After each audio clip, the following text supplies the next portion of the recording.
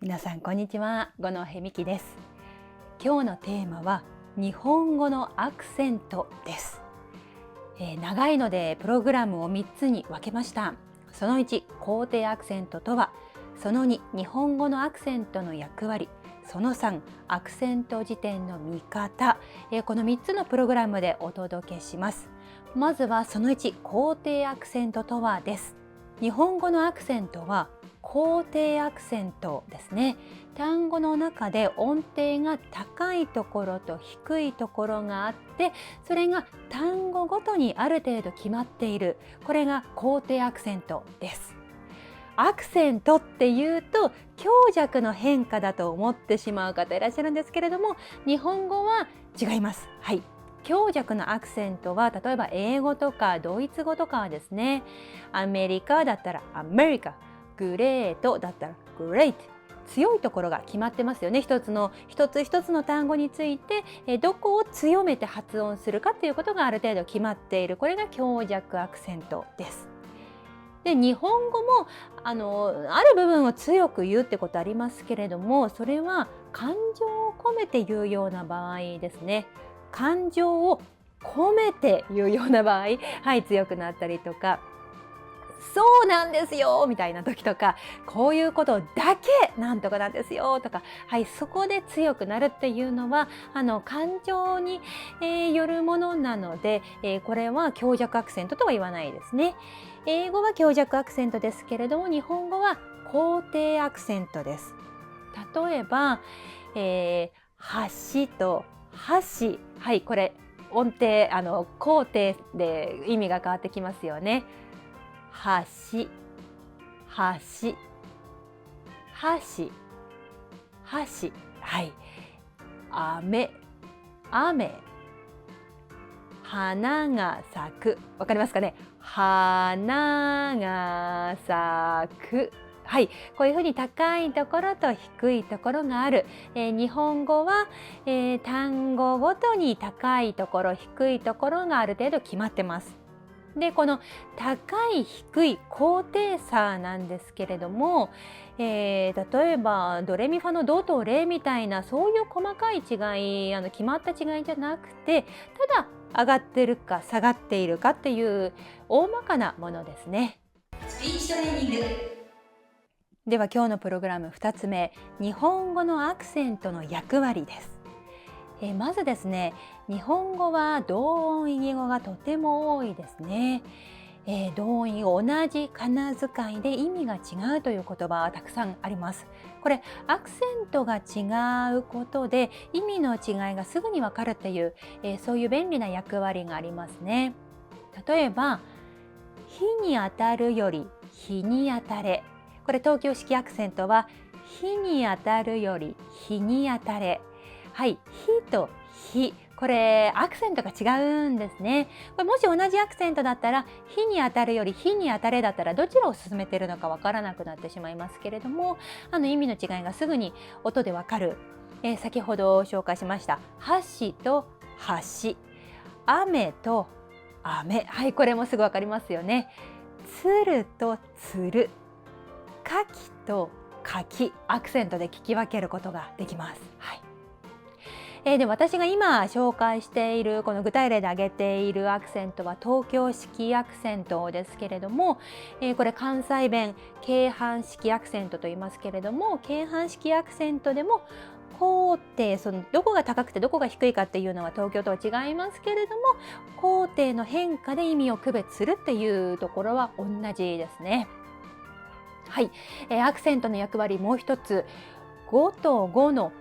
切れ目を示すという働きもあります。はい。これ東京式アクセントには原則がありまして、例えばですね、高く発音される部分は一語のうち1箇所に固まってますよとか、続けて2拍以上が高くなることはあっても、一語のうちの高く発音される拍が離れた場所にあることはないですよとか、語の第1拍と第2拍は高さが異なりますよという、こういった原則があるので、その単語のこの語は1語であって2語ではないですよ。ここが語の始まりですよ。これがアクセントでわかるんです。はい。何を言うとるのという方いらっしゃるかもしれないので、具体例でいきたいと思います。語と語の切れ目を示すっていう役割が、分かりやすい具体例ですね。この漢字を見ないでアクセントを音で意味を考えてみてください。参ります。には鶏がいる。庭には鳥がいる。庭には鶏がいる。庭には鶏がいる。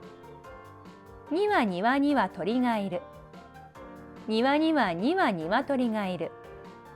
庭には鶏がいる。はい、アクセントの語と語の切れ目を示すっていう働きお分かりいただけたんじゃないかなと思います。スピーチトレーニング。それでは今日のプログラムその3、アクセント辞典の見方です。まず日本語のアクセントっていうのは地方によって違いがものすごくありますね。東京のアクセントと関西のアクセントであればもう全然違うものになってしまいます。で、東京式アクセントあるいは全国共通語アクセントを調べたいなと思った時はアクセント辞典で調べることができます。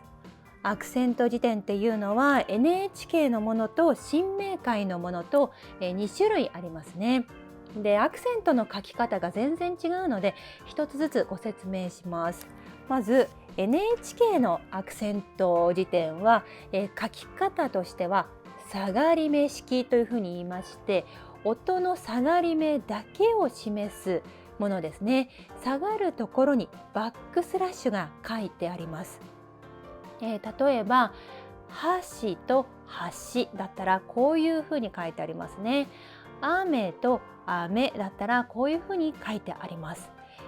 この語の終わりにバックスラッシュが来るっていうのは助詞とつながった時に下がるからですね。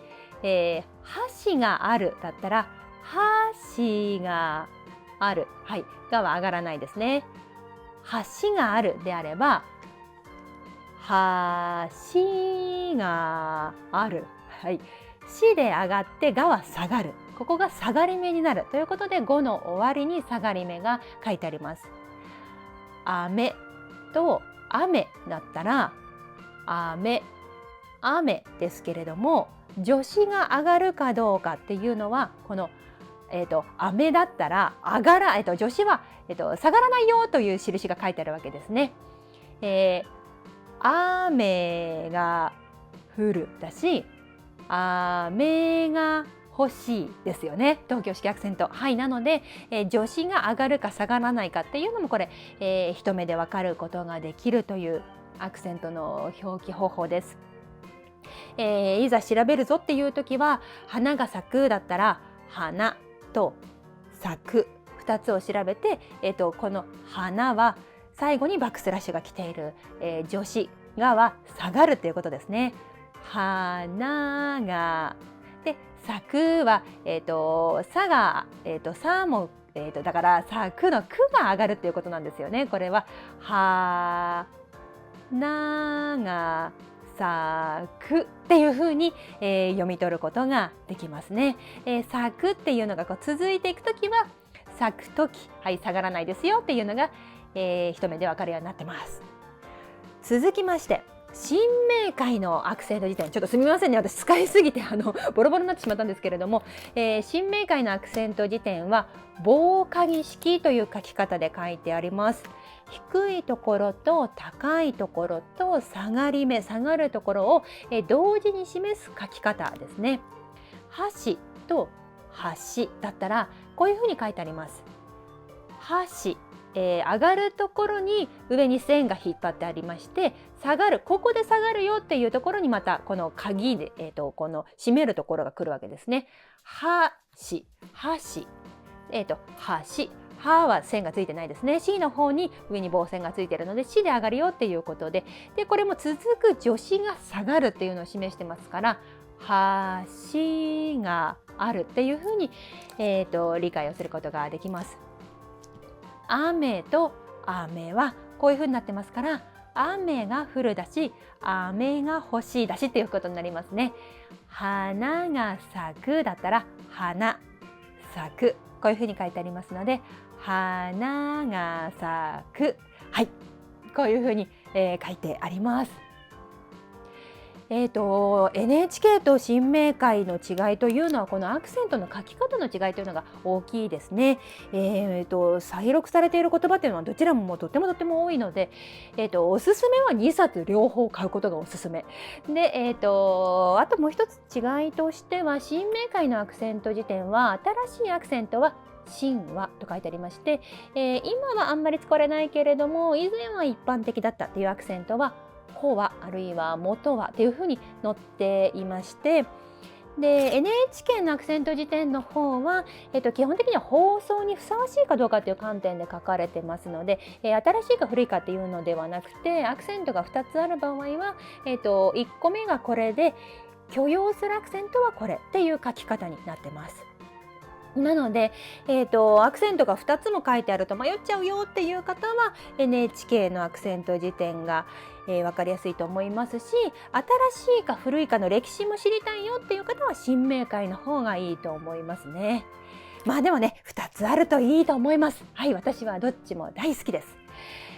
ということで、アクセント辞典の見方でございました。スピーチトレーニング。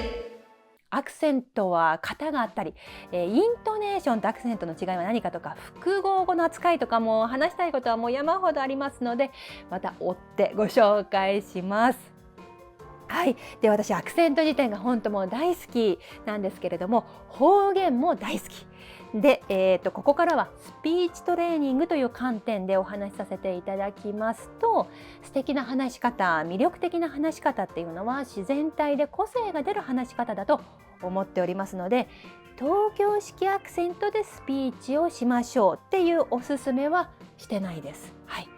関西弁の方は関西弁でプレゼンテーションしたらいいと思いますし、津軽弁の方は津軽弁でスピーチしたらいいと思っている講師ですね。その人のネイティブなアクセントの方が個性が出るし、自然体で話せると思うので、私は東京式アクセントで喋りましょうっていう授業はやっておりません。はい、ただアクセントに関する、日本語のアクセントに関する知識はあった方がいいなと思っておりますので、今日ご紹介したのと、東京式アクセントを使いこなせた方がいい職業というのもありますね。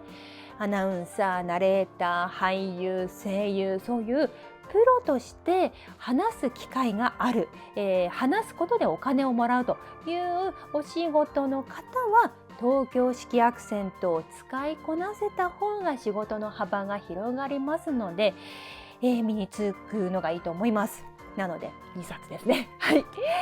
はい、それから今日のアクセントの解説についてはですね、新明解アクセント辞典の解説から一部抜粋をさせていただきました。スピーチトレーニング。五戸美希のスピーチトレーニング、メルマガやっております。毎週スピーチトレーニングのラジオを配信していますので、ぜひご登録ください。動画教材、マンツーマンレッスン、オンラインサロンもやっています。詳しくはプラン一覧をご覧ください。今日も最後までご覧いただきましてありがとうございました。